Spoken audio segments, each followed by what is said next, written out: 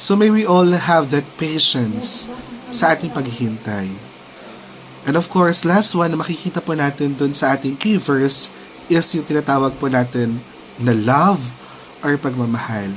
Of course, we know that the best example of showing love is of course through our Lord Jesus Christ. So pinakita po ng ating Panginoon yung best example ng pagmamahal.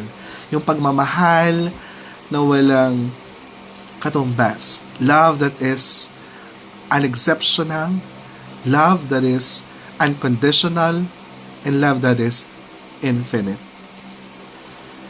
Through the grace na pinagkaloob sa atin ng ating Panginoon, nakita din po natin na sa verse na ito, bukod sa hope, patience, nakita rin po natin yung pagmamahal na nais ipagkaloob sa atin ng ating Panginoon. Kasi kung hindi niya tayo mahal, then He will not prosper yung ating mga plano.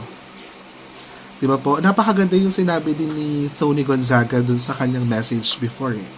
Yung parang, because, yung parang, yung plano natin hindi natutupad because nakikita ng Panginoon na that plan will going to destroy us. At ayaw mangyari sa atin na ating Panginoon yan.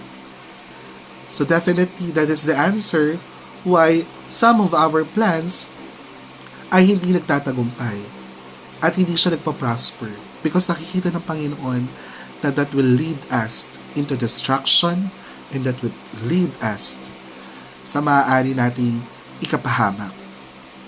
So our God is love, kaya naman yung mga plano niya sa atin is so perfect and it will happen in the right time, in the right place, and in the right situation.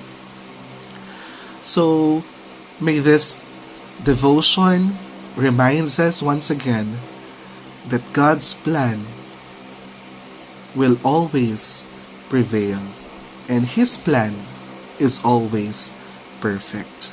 Let us be reminded that many are the plans in the heart of a man, but God's plan will always prevail. So once again, magandang gabi po sa ating lahat and may we all have a blessed new year and let us continue to serve our Lord through our ministries.